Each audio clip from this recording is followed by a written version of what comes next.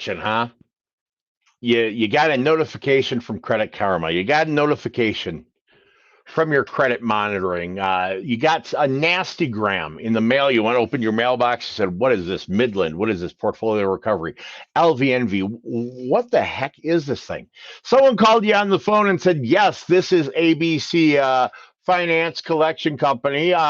We've got an account, and how are you prepared to take care of this? And you don't know what to do. All right. So that's the topic for tonight's live collections. Collections. What do we do about them? What's the best approach to these things? How do we get rid of them? What's the impact it's going to have on my credit? What are the best moves I can make? So my name is Jeremy Deysach, and I am a FICO certified credit coach. Well, what is FICO certified? FICO certified means I am certified in the algorithm, the math formula, the secret recipe that makes your FICO score, your lending score. That's the score used by 95% of all lending institutions in the United States. So, yes, it's an important thing to know. It's kind of a rarity to be FICO certified. And I am a senior credit coach with a company called Credilife Financial Wellness. We are a credit education, credit repair, and financial wellness company. We help people get themselves from the situation they're in and fix their credit, become educated in this, know how to tackle things, clean up their credit, build their credit up, and achieve their goals. So tonight boy, we're multiple places tonight, by the way. We are in the free credit repair advice group on Facebook. We are live on TikTok. We are on Credilife's YouTube page. We're even on LinkedIn. So this is getting multiply broadcast out to a lot of different places, which is pretty exciting to me, to be perfectly honest. So we're going to talk about collections. Now, if you have questions, I want you to go ahead and feel free to ask them. Go ahead and put them into the comment section below the video on whatever platform you're seeing this in, and in theory, my software should pick it right up and put it here for us. All right. So collection accounts, collections. I got one. What do I do? There is so much advice when it comes to collection accounts. You'll see videos on TikTok, you'll see self-proclaimed gurus, you'll see all kinds of people telling you the right thing, the best way to handle it, the thing you should do. Maybe you're talking to a banker, maybe you're talking to a mortgage lender who just says pay them all so you qualify. And the question becomes, well, what do I do? What's the best way to approach this? Who do I pay? And so forth. So I want to go over a couple of the questions that I get as a professional and also on a day-to-day basis in the free credit repair advice group that I run on Facebook. So the first and foremost thing, you get a notification of a collection. You may find out first because they're calling you. That's a really common situation. But if you get a brand new collection, you're going to receive a piece of mail, a letter. That letter's got a name. It's called a dunning letter. It's essentially a warning letter saying, hi, we are ABC or we are XYZ collection company, right? And we have got this collection we're collecting on behalf of Capital One, or we're collecting on behalf of Credit One. Maybe we are collecting on behalf of your doctor's office or whomever. And we need to let you know that we're going to report to your credit report, and you've got 30 days to question the validity and ask for a validation of this, or we're going to assume it's a good debt, and we're going to go ahead and put it on your credit report. That's called a dunning letter. It's an advanced warning that you are supposed to receive well in advance of that being put on your credit report. Sometimes it comes, sometimes we miss it, sometimes it looks like junk mail, right? Life happens. I don't judge. So the next thing that'll happen, aside from a barrage of telephone calls from unknown numbers or scam likely, maybe even blocked phone numbers, you're going to get a barrage of telephone calls from the collection agency. And they're calling, they're trying to get money from you. And they may be trying to be scary. They may be not so nice. Well, their job is to collect money that you haven't paid in the past. So they're going to be starting off from the angle that you don't pay your bills. That's literally what they think of you. Maybe that is who you are. Maybe it's not who you are. Maybe you had a hardship, a situation. Maybe you didn't. I don't know. Again, it's not my place to judge. It's my place to tell you how this works. So they come at you, they're calling you, you're ignoring those phone calls, right? So the letter, maybe we saw it, maybe we didn't know what to do. The phone calls, we're trying to ignore them because they're calling multiple times a day. The next thing that happens is the collection will get reported to your credit report. Now, some collection companies report to Equifax, some report to Experian, some report to TransUnion, and some report to two, and some report to all three bureaus. Well, how can they do that? I never signed anything. I never had a debt with that company. I never entered into an agreement with that company. Well, I promise you one thing. When you took out that credit card, when you signed yourself in at the doctor's office, when you signed on the line that was dotted to get the apartment or to get the car loan, you signed in there something called an ISAOA clause. That means its successors and or assignees. So if you think that the collection company does not have the right to collect because you never entered into an agreement with them, you're probably wrong. The original agreement you signed more than likely has an ISAOA clause. Its successors and or assignees. A collection company is a successor, right? If they buy the debt, they're the successor in the debt. Or if they're collecting on behalf of your doctor's office, they're an assignee. They've been assigned to collect on the debt. Okay. So that's going to show up on your credit report, and they are within their rights to do that.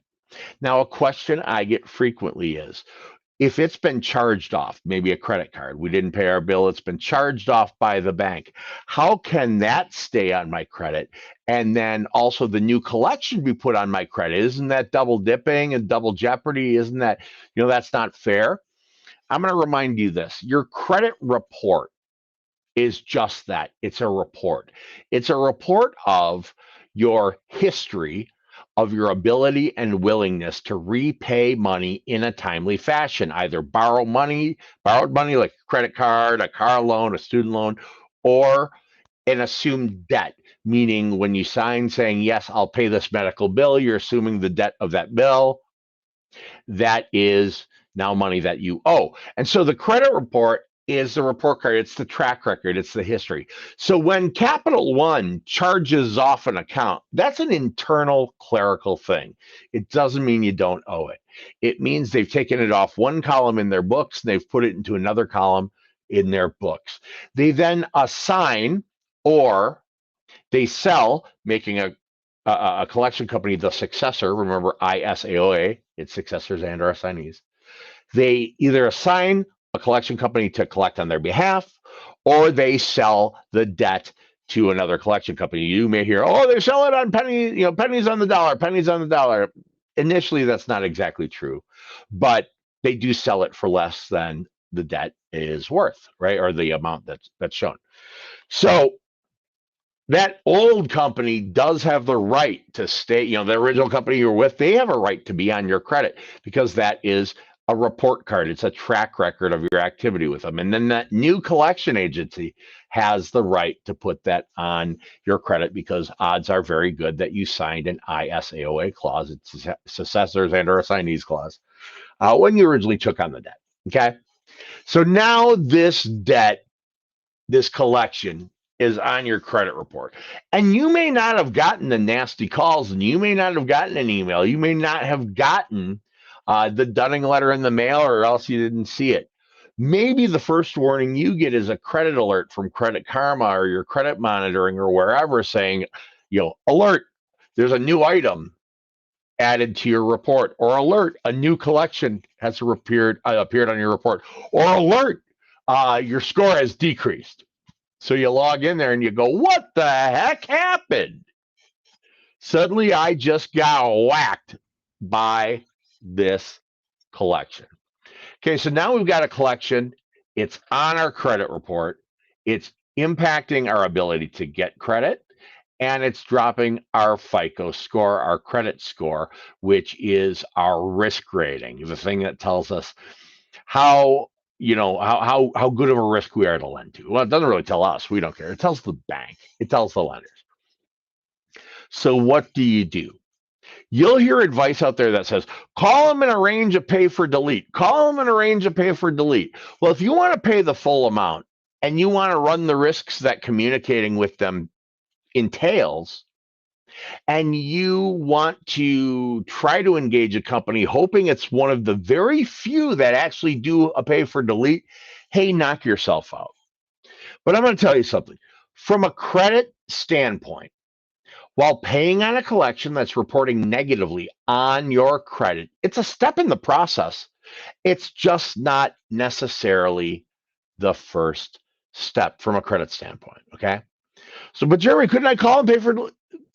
Just hear me out. From a credit repair and a credit development and a score standpoint, while paying on, I'm not telling you not to pay your bills because that's terrible advice, but while paying on a collection that's reported negatively on your credit report, while it's a step in the process, it's just not necessarily the first step. So, what is the first step? The first step, the first thing you should always do when you get a collection is to investigate it. And you're going to investigate it two places. First place, you're going to investigate the data being reported on the credit bureaus with Equifax, with Experian, and with TransUnion. And if you follow my advice and do it exactly like I'm about to tell you, you have the best odds of a permanent deletion. Now, a lot of people say, dispute the debt. Can't I go online and just do an electronic dispute? Can't I electronically dispute it? Sure, you can. But I'll have you know something. When you press submit for your electronic online dispute, the small print you're agreeing to includes giving up a number of your consumer rights. One of the most important ones being that if it gets deleted, the very next time that collection agency reports, it can be reinserted and they don't even have to notify you. So while it might be gone this month, if they report again to the bureaus next month, it'll show back up. So this is why we don't do it electronically. We don't do any of this online. So Jeremy, how do we do this? How do we, step one, investigate this? You're going to use letters, old school, snail mail, whatever you want to call them, paper letters, because you're trying to paper trail this thing, right? So we use paper. So you're going to write letters to all three bureaus, Equifax, Experian, and TransUnion. And you're going to be saying to the bureaus, hey guys, with all due respect, this collection, prove it. Prove that's the right amount. Prove that's the date. Prove that's the account number. Prove you've got the right address. Prove that's the correct date of last activity. Prove it's showing open or closed correctly. Prove it, prove it, prove it, prove it, prove it. And if the bureaus cannot, within certain confines, verify, validate, and document that everything being reported is 100% accurate and factual and current and correct and verifiable today, not when it was reported, but today, then by law, that information, that collection, is permanently deleted, gone from the credit profile like it never happened. Okay, and it's a permanent fix.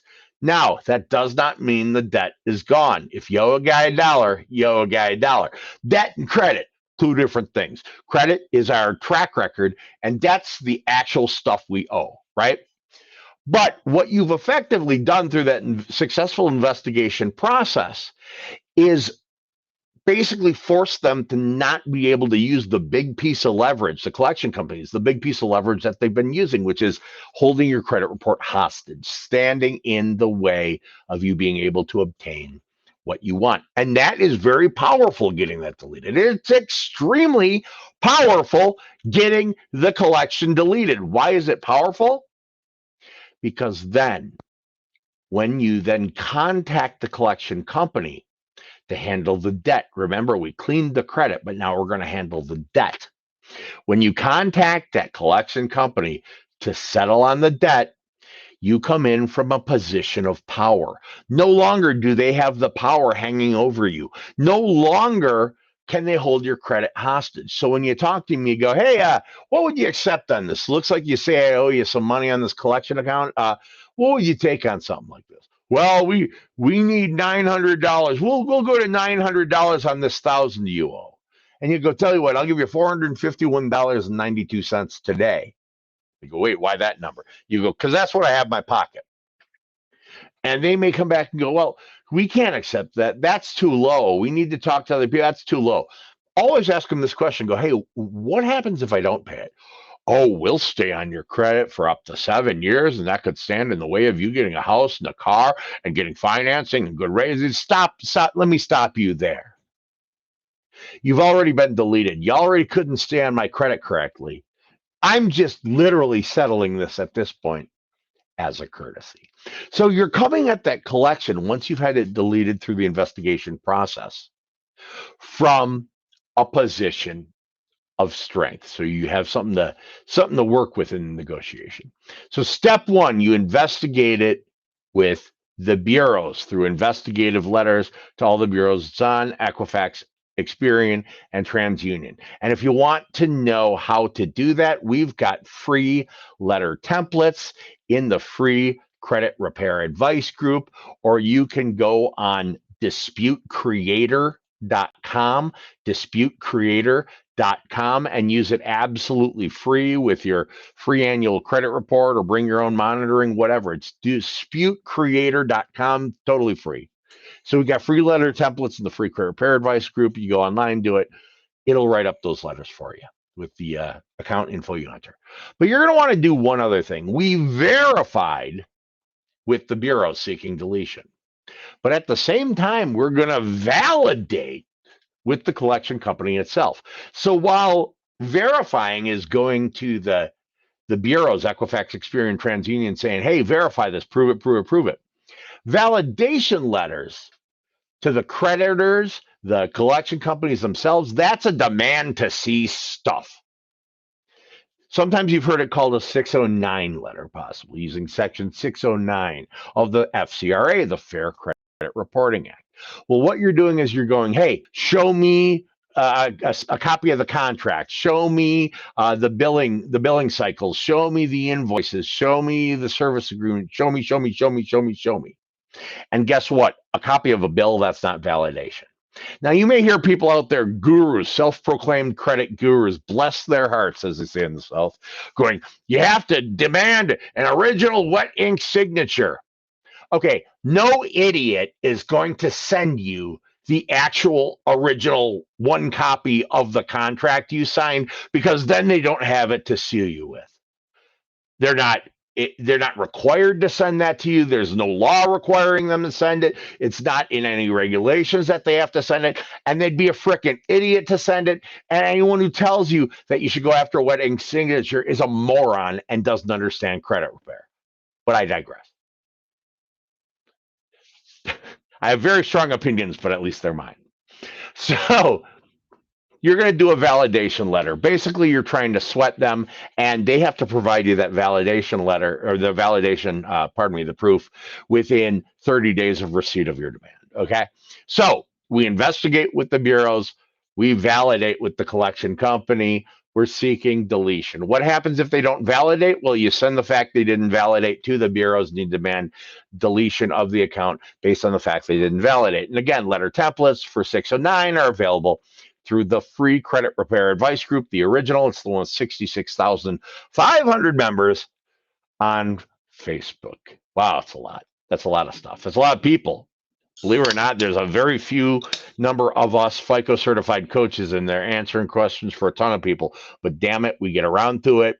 We take care of you. We answer your questions. We do it for free. But if you want to pay me, you can do that too. I'll explain later. Energy. All right, so we investigated, we validated, right? We've sought deletion. Maybe we've investigated a couple times, a few times. We've asked different questions. We sent different letters, and the darn thing just won't go away. It's really stuck there. Well, there is pay for delete as an option. And while it's not something I would do right away out of the gate, for some accounts that are just sticky and stay there, it is something you can negotiate. Now, there are a number of collection companies. There's a bigger number who don't do it, but there are a number of collection companies who do pay for delete, because they have to. They lost a massive, essentially, enforcement action against them by a bunch of state attorney generals. And as part of the settlement offer, they said, yes, we'll pay for delete. Portfolio recovery, we'll do a pay for deletion. Midland, we'll do a pay for deletion. LVNV will do pay for deletion. Those three. Well, why don't I just do it right away? Sounds like those letters are a lot of work. Well, pay for deletion comes with paying for deletion. They'll usually demand more money. We're trying to seek getting you out of this as cheaply as possible. But if you've done a few rounds of investigations, it's been a few months, and you still really want to get rid of it, it is worth reaching out. Now, you may have heard in a video somewhere, oh, make them put in writing that they'll delete it. They're not going to put it in writing. Make them delete it before you'll pay. Only a crackhead would delete it before. They've lost their leverage. Don't. Anyone who tells you that has no idea how the credit industry actually works, and you should run screaming from their channel or their TikTok or their newsletter or their group or wherever the heck they gave you that nonsensical advice. Negotiate it over the phone, pay over the phone. Don't overcomplicate this, guys. Oh, I've heard someone said you should never pay the collection agency, just pay the original creditor. B as in B, S as in S. Most of the original creditors, A, won't even talk to you, and B, they don't even own the debt anymore, so they can't take payment on it. Play the ball where it lies. Pay the debt where it lies. If the debt's with Midland, you settle, you negotiate, you pay Midland. If it's still at Capital One, you settle, you negotiate, you pay Capital One. Does that make sense? I think that makes sense. I hope it makes sense. Now, Jeremy, all of this stuff you're talking about seems like a lot of work. Why don't I just pay the collection? It's only a couple $100. Why don't I just pay it? Like literally, I have $200 in my pocket. This is a $190 collection. Why don't I just call, pay it? They'll update it to paid as agreed, paid in full. And boy, the collection agent you talk to is going to make that sound attractive. Hey, if you pay it today, we'll update it to paid in full, and that'll positively impact your credit report. No, it won't. No, it will not. Here's the deal. While paying on a collection is a step in the process, it's not necessarily the first step. Why? If you pay on an older collection that's reporting negatively on your credit report, your score will likely drop. What? Did he just say that? He sure did. I just said if you pay on an older collection that's reporting negatively on your credit report, your score will likely drop. Well, that doesn't make sense. Well, it does. Let me explain. If the date of last activity on this collection is a month ago, 3 months ago, 5 months ago, the further back in time that is, the less impact, less negative impact it's having on your credit report. If you go ahead and pay that collection company will kindly update it to paid as agreed, paid as settled as in full. And that will happen today or yesterday when you paid it. That'll give new activity to an already negative account, bringing the date of last activity current and dropping your credit score. Anyone who tells you otherwise doesn't understand how credit works. And there's a lot of misinformation out there. I've been doing this. I've been in credit and banking for 28 years. I've been in the credit repair space for what, 10, 11, 12 years now. The misinformation out there could fill volumes and volumes and volumes of books that no one should ever read. I'm telling you this not with a sinister, hire me for the secrets. I literally just gave you all the secrets. Does that make sense? I hope it makes sense. It should make sense to you. Give me some thumbs up on my videos, subscribe, and click like, and smash the button, and whatever the hell influencers say if you like what's going on. By the way, though, if you do those things, you'll see more of my stuff in your feed on Facebook or YouTube or get notifications. That's a cool thing to do.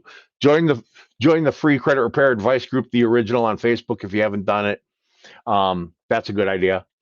But if you're in a position where you're like, man, my credit is dog, I don't know where to start. I really can't handle it. Or I don't have time to do this stuff. I really don't. I'm busy. I have a job. Or if you're one of those people where, man, it's not the money, it's the credit.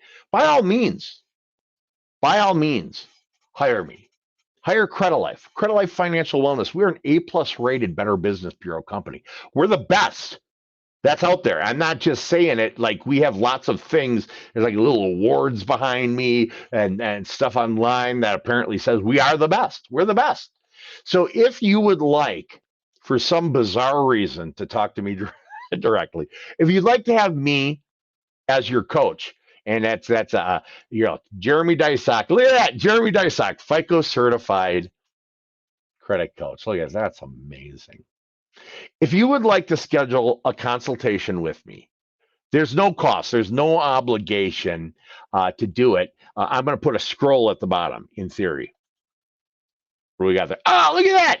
Schedule a no obligation credit consultation with Coach Jeremy. Just go to book Coach Jeremy, Jeremy, if you're just listening to this as a podcast.